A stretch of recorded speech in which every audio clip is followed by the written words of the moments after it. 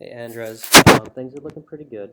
You sounded a little hesitant in your video, so I just want to walk you through a couple concepts that I always think about when I'm doing topology.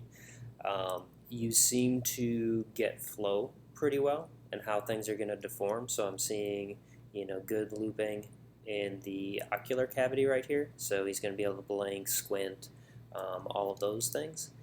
In the eyebrows up here, I see the overlap. So he could you know, drop the eyebrows down. You're going to get a nice line through here. Um, Same with the wrinkles. So you have the flow. You're following how things are going to deform. Um, in the arm here too, like I can see you're thinking about how things are going to deform. You do have a couple interesting star junctions, but they are sitting more towards where the plates would be on his arm. So you probably should not run into an issue with those.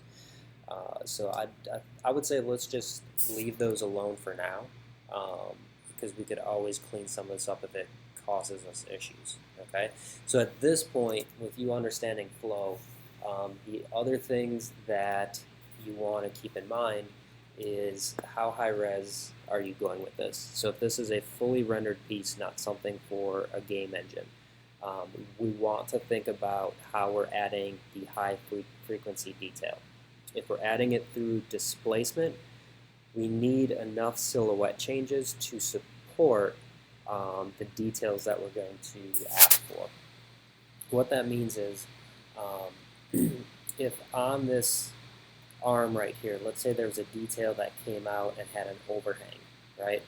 That cannot be supported with the geometry there if we put a displacement map on trying to get a little overhanging lip, okay? And let me just kind of, I'm going to pull this vertice to illustrate the point more. If this was supposed to overhang like this, it's not going to work. So your displacement map per pixel on your UVs can only push outward, right? Which means if the normal of this face is going this way, actually more like this way, black will push in, white will push out, and that's all you can do. So I always look to those areas how complex the silhouette is. If the silhouette is more complex in what would be the displacement map detail than what's in your base mesh, then you need to add those details into your base mesh. Okay, so I think finish up what you have here. This is a good first stage. Then what you'll do is you'll take this into ZBrush and you'll put this subtool in the same ZBrush file as your high res, and you'll take your high res, subdivide it down to maybe number 2. If you don't have subdivisions on it, just turn on X-ray with the high res on top of this one and start rotating and look for areas that the detail does not support support what's in the high res, okay? Because then that means we're going to have to add detail to this guy before we would bake out our displacement maps. From there, all high frequency detail would be handled by normal maps, which will just speed up the rendering process for you. So anything that needs to deform or causes a major change in silhouette needs to be in your base mesh, including good edge flow.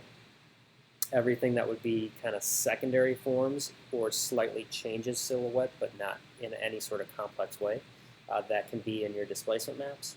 And then any high frequency detail that does not change silhouette but just adds detail to those secondary forms, that can be inside your normal maps. If this was going to game, then you would want as much major changes in silhouette as possible in your base mesh while keeping within your poly limits that were set. Okay, so for a character like this, if you are going for an in-game model, I would say try to keep it to 60,000 triangles or less. That means you would want about 30,000 quads. So you can put up your tri count up in the corner with your heads-up display.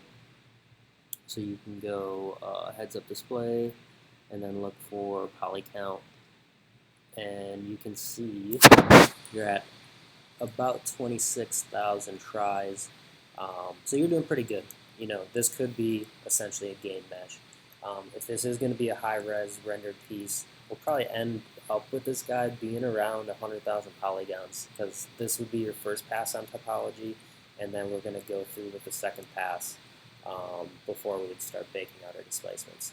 So I believe in your skills. You're doing a good job. Just keep in mind the flow, which I think you get the concept. Start thinking about where maybe the detail's not being supported enough with your base topology. And you can do that, through the method I said with ZBrush, and that'll let you know where you want to start adding more detail to this. So let me know if you have any other questions. Otherwise, just keep working this week. You're doing a good job. If you want to submit something halfway through the week for a critique, I'll keep my eyes out for it.